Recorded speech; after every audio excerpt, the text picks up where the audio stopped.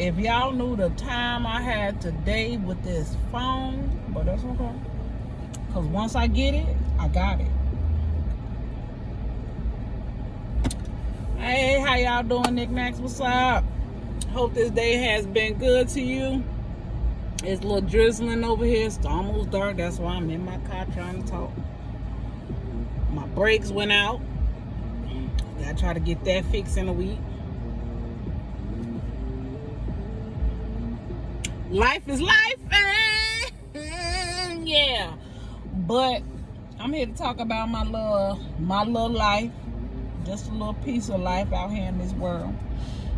A single mom. So I was involuntarily made a single mom for a few reasons. He couldn't handle it. He was a drug head, which he got over. And then he just a nothing. I won't say he a nothing ass nigga, but to me he is. Because you didn't do nothing for you. Don't take care of your child. So when you don't take care of your child, in my book, you a nothing ass ninja. Okay? Nothing ass ninja. Because how you cannot take care of your child, but you can take care of your wife child, a child that didn't even come out your sack. But you can take care of her, but you can't take care of the 5 that came out of you. That's that crazy shit. And if y'all want a longer story time after the little bit of information I'm gonna tell you on this single mom tip, and then I'll do another one. So he was a drug kid, he was a crackhead, and an alcoholic, but he was mainly fighting the drug more than anything. And the alcohol was a gateway for the drug, you know.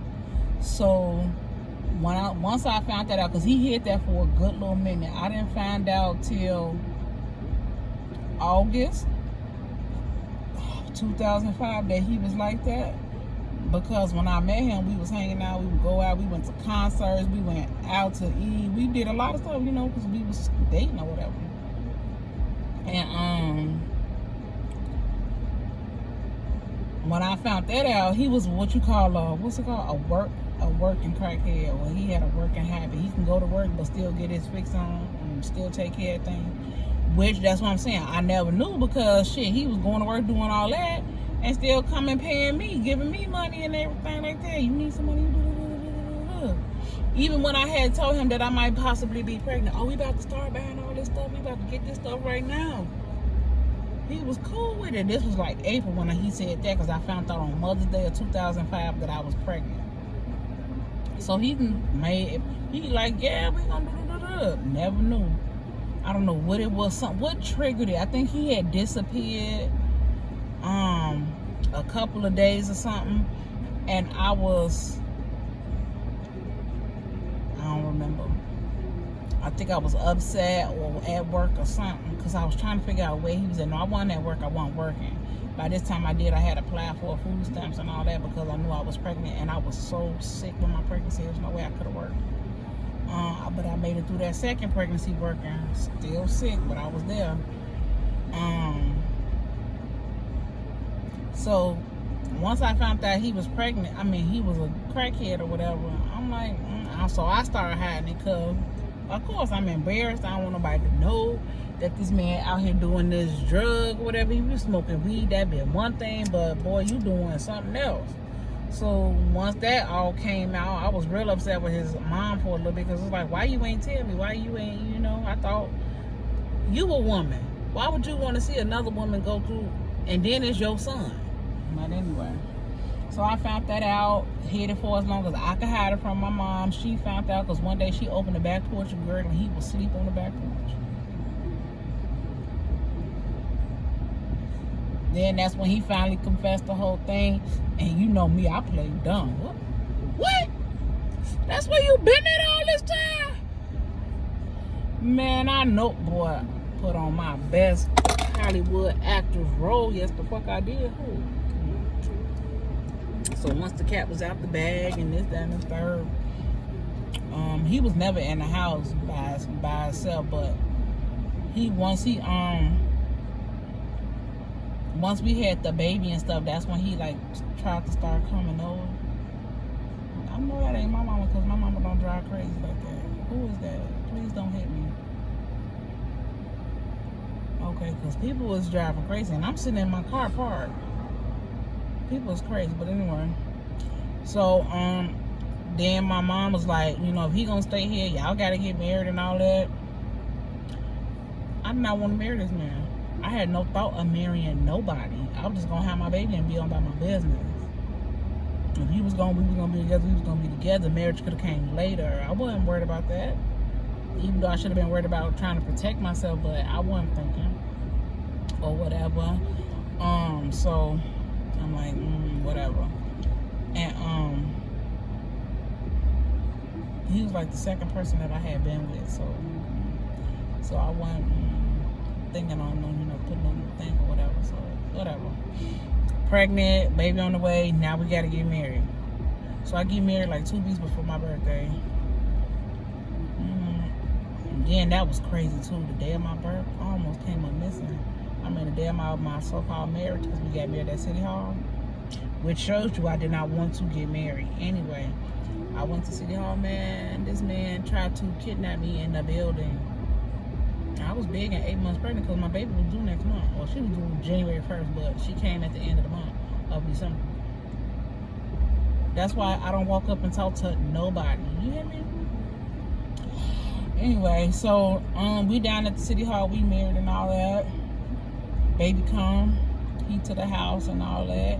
We a year into the thing, he don't want to do it no more. It's too much on his plate. He can't handle it. Mind you, he already been, by this time he been clean like a year and a couple months or something. Now you don't want to do it. You done did all the hard work. You done left the drugs alone. Even though I know that's still a everyday fight, a minute by minute fight, depending on how hard, you know, how strong you were on the drugs. But that's neither here nor there. Anyway, so now you don't want to do it. Now you want to cop out. I'm like all niggas do. That baby is so skinny. She, when I say skinny, she's skinnier than my fucking pinky finger. She's skinny as the charger cord. Anyway, so by the time we hit our 2-year anniversary, we was done. So it was like I was married for a year, and then I was really separated from him for a year, and then we was divorced in that same separated year. Anyway, so all that happened. I kept him away from my baby for a little bit because I was hurt. I don't want you around. I don't even want to see you. And it's bad enough I gotta look at her because I see her, you and her. She look just like your ass. Anyway, so then he would give me money, but he would give it to me in a money order. Then he didn't want to put the money in there for me to cash the money order. Sir, it defeating the purpose of getting the money. Yeah, I might have the change or whatever, but that's, you're supposed to be providing for her. This is her money. Now I got to use my money, which I was gonna use on her anyway. But still, that's the purpose. The point, the principle of the fact is, you're her father. You're supposed to take care of her, because I automatically got the obligation. She done popped out my cootie anyway. He didn't want to do that, so we ran that for like almost 2 years, a year and some change. Then he started leaving cash. Oh, I left money at the house, because I was like, please stop leaving that money order. That's just too much work trying to get out, get the money order, take her in, all that. That was just too much. Please stop with that money order, miss. If I haven't proved to you in all this time that I ain't doing nothing crazy with the money, I don't know what to tell you. So he started leaving cash. Cool. Then we moved down here. You mad? What you mad for? You didn't even want to see her when we lived 10 blocks apart in Chicago. I stayed on 73rd and Union. Your mama stayed on 63rd, because I don't know where he was laying that old year. I know he was laying your head at with the lady he married to now. That's where he was at, so you know damn well you couldn't take my baby over there. He did one time though, and she never went back, because we was moving. The same year he took her over there, we was moving in 4 months to come down here. Anyway, so okay. So then, once I get down here, it took him a minute to get on track with trying to send the money. First, he was sending it through Western Union. He would send her money, I'll go pick it up. Then we learned how to do it through Walmart. Living in an apartment, he sent extra money. Maybe he'll send me $100 twice out the month, every 2 weeks when he got paid. So, okay, that helps, because that helped me give her some money, and then that helped me do the stuff she need, deodorant, lotion, soap, all that. Then I can use my little money from, the government and my little Section 8 shit. I mean, my SSI, I can use that, put food in the house, bleach, soap, powder, all that. No, that ain't good enough. Because once we got to 2020, he just fell off. He didn't want to do nothing no more. And I get it. The pandemic was happening. All type of shit was going on and everything. But, sir, you still got a child that need to be taken care of. And I'm homeless right now. And I'm pregnant. And I'm living in a hotel with your child, our child, and this new one that's in my belly. He didn't want to send no money. Some days I went without eating so that I can make sure my baby ate. And that was hard because I'm pregnant. And, pregnant people want to eat all the time. So, thank God I worked at Subway. And my so-called friend at the time, she was the manager. And we'll get into her. That's a whole nother story time. I'm going to have some assumptions and some facts when I do that story time on her. But anyway, she would let me bring home food. Now, baby, we was tired of Subway, but when I didn't have no money and my little money that I would get from either working, because me working wasn't really making it either, because from March till when the unemployment started, like in March, April, May. Yeah, March, April, May, June. Yeah, so when it started in April, the unemployment, because I applied, that's when, what was that little check they sent us? That little $1,400 pandemic check, whatever that fucking check was. I got that first, and I paid up like 2 or 3 weeks with that check. And then the following week, that $600 unemployment every week kicked in. And I knew that wasn't nothing but God, because every time I got real close to being put out the room, the people did something. They helped me. The people helped me because I was pregnant. They gave me 2 days. They was like, we're going to let you pay us the $60 that you got, and then you just come back in a couple days with so-and-so, so-and-so. My cousin gave me the money. I was able to keep the room, all type of stuff, girl. When I say he wouldn't help me, he would not help me. But then my niece, a whole nother story time on her too. That little heifer came through like for what? That was my real one right there. That was my dog. That was my beyond. That was my girl. Because whenever I would text her and say, "Hey, can you send me $10?" Because I was shopping out a Dollar Tree to make sure my baby eat. And I knew how to spend enough to get her to the next week. I was like, "Hey, I got $10. Can you send me another 10 so I can put it with get some food from Dollar Tree?" Boom, she sending me $20. Boom, she sending me $20. And she like, "You need more food, you need more this." And if I needed extra money for something, she was sending it. She boom, $100 here, boom, $100 here. And I appreciate that, because all the times that I had helped her and she never paid me back, or she did me dirty, or she just didn't want to give me the money because she was being a bitch ass teenager. She gave it all back in that pandemic year. When I say she gave it all back, by the time the unemployment came, she had gave me almost $1,000, because she was feeding us from before I got in the hotel, which was like February when I came back from Pennsylvania, all the way until that check came. When we started getting that big $1,400 check, that's when she stopped sending money, which I understood, because she got her money, but I was thankful for her. And I was like, "You need me to pay you back?" And she was like, "Nope, auntie, you good."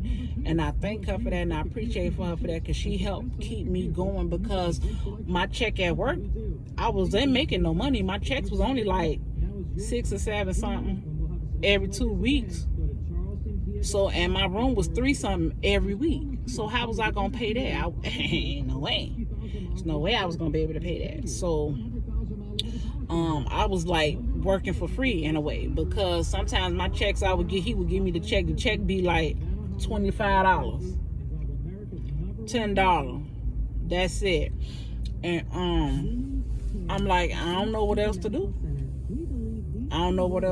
So God came through for me. He gave us the $1,400 pandemic check. Then he came through with the unemployment, and then that ran me that whole next year. Did it? Yeah. No, it ran me right until my baby came. The week that I had my baby, which was this week last year, because her birthday was yesterday. That's when I think we had like 2 more weeks of unemployment, and then they cut it down. It went from 600 to like 400 or something like that. So what we wasn't getting the big amount we was getting. So my payment went down to like 4 something, which I still was not complaining about because I was still able to pay for the room, and I was able to start keeping my paychecks from work. So that's how I was keeping up, and I was still getting the money from SSI. I forgot about that. I was getting SSI too. So it seemed like I was getting over, but I really wasn't, because SSI wasn't enough to cover the room but for a week and get a couple of groceries in the refrigerator.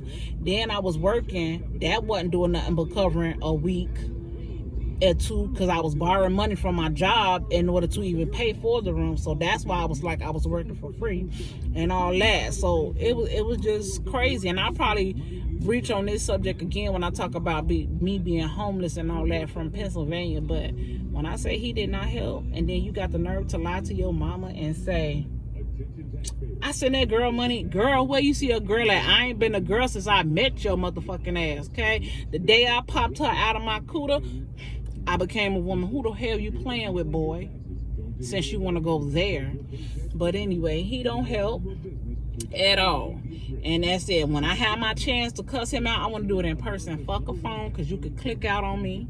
No. I want to be in your face, because you can't walk away from me. You don't have no choice but to sit there and listen to me. Now, that's him, because see, he about to make me, I'm trying to heal. Can't. But I be wanting to fight still. So, baby daddy number 2. Now, I don't mean this, and he know this, and I'll tell him again, I don't mean this in the harshest way, but her dad he wasn't even a one-night stand. I was just on some pain, hurt type shit. I had just got put out, and it's going to be on the next story time. I had got put out September 2019 in the middle of the storm that was going on down here in Hurricane. I can't remember the name of that fucking hurricane because a lot of people died, but it started from there. So I was hurt, going through, feeling bad, depressed. I ended up having to move to Pennsylvania and all type of shit. So, and I hadn't had smacks in a long time. It had been over 6 months or whatever. So I'm feeling like a 304 going, coming and going. So I meet him through somebody else. No, let me be for real. No, I didn't. I met him on this app, POF. First and last time. Won't ever do that again. Y'all ain't never got to worry about me fucking with them apps again. You hear me? Now, he didn't turn out to be no bad guy or anything like that. He just in a position where his mind is not strong. Now, when I met him through the thing, and then we physically met in person, he was cool. We hung out, we smoked, drank some Kool-Aid, because I don't drink like that, and he don't drink at all because he has seizures. So that's how we met. I mean, when we met, we were smoking and kicking, and he was working. And by him working, he was working, he was staying with his grandmother. So he was real stable. He was cool. You could tell he was off a little bit, but I ain't judging nobody by their book, by their cover, because everybody is off in that way. Because I know I'm off in my own little way. So I ain't tripping. I'm looking at other things and all that. And basically, I was just trying to be a 304. And he is a... And that'll be the first and last time I ever do that again, because it ain't long enough, it ain't thick enough, they don't know what to do with it, they don't. Some do, but that one didn't. Anyway, that's a whole nother story. So, when I left Pennsylvania and came back home and all that stuff like that, he didn't know I was pregnant. I didn't tell him I was pregnant until I think I was back here. Did I? Nope, I take that back. He knew I was pregnant. I told him I was pregnant right before Christmas, so he knew I was pregnant. But when I left and came back home, I wasn't talking to him because, like I said, I was still hurt, going through all type of crazy stuff like that. And he was jumping in and out of, I don't want to be a dad, I want to be a dad, I don't want to be a dad, I want to be a dad. Can we just be friends? That's all we need to be, because, nigga, I was being a 3 or 4. I was not trying to be in a relationship with you. But by us doing this, the thing broke. Now, I did remember this time to put the raincoat on, but it broke. Thus, we get the little yellow girl. So when that happened, I was like, whatever, I'm gonna keep my baby. I don't believe in abortion or none of that. Y'all can scratch all that. So I'm gonna keep my little vanilla looking baby. So he was shocked because he didn't think that I was going to give her his name. And I did, because that's your child, you know. Because if you ever win the lottery or something, nigga, you come to some money, she gonna get it too, because her name is on there and she got your blood. She look just like you. And that's what I kept trying to tell his mom. You gotta make sure it's yours. And ma'am, you see my skin? Y'all see me, right? I'm a pretty decent looking color. Pretty decent color black woman. My baby is white. Her dad is white. Okay? Not being racist or anything like that, but it is what it is. And that's why I'm like, what is she talking about? And all you gotta do is sit them next to each other, and he was here, and I did not take a picture of them, and I hate that, but that's okay, because we looking to move that way in a little bit of time. So they'll get it. She might get a chance to actually have her dad in her life, and that'll be great, because I never knew my dad. My dad died in 2012. I never knew him. He called me one time when I was a little girl, ran to the bathroom, told my mama. When I got back to the phone, DT was on there. I never met him. My brothers and them knew about me from my dad's side, but I never knew him. My daughter, she knows who her dad is. She has his contact, so it's like it kept stepping up. I didn't know mine, but she know hers, but he a fool and don't want to take care of her. And now this one, he wants to be in her life, and even if he can't take care of her, at least he's there for her, because neither one of us had our dad there for us. So hopefully my baby will be a little bit more rounded out with this dad, with her dad, once she gets to see him more, because he really didn't get a chance to really see her and be around her like he needed to, because one, he was sleeping on my couch, and two, he just never been around a kid before, and you could tell, because when I would put her in his lap, he would freak out real bad. Like, bruh, she just a baby. So I really hate that he had missed her baby days, but I ain't having no more kids. You can scratch that. So I don't know. I don't know what's gonna happen with him. Now, his parents are a fool. His mom is a narcissistic, and he'll tell you himself. How you put your son in jail for being homeless? So I'm gonna get on off here. I'm gonna leave that with y'all. I don't know which story time gonna be next. Either my homeless time in Pennsylvania or his parents, but that might be for another time, because I got more other stuff to add to his thing. So anyway, I'm gonna let y'all go. I need to go check on the rest of my barbecue and my kids, because it's getting dark. And I'll talk to y'all later. Y'all leave me in the comments and tell me some of y'all single mom or single parent blues and stories, because I know it's a lot out there. I know I ain't the only one that got a crazy baby mama or a crazy baby daddy or something like that don't want to do what they supposed to do, and y'all holding it down. We appreciate you. I thank you. And for the dads and moms that is taking care of their kids, we thank y'all too. We just wish it was more y'all. All right, y'all, I'm gonna catch y'all on the flip side later.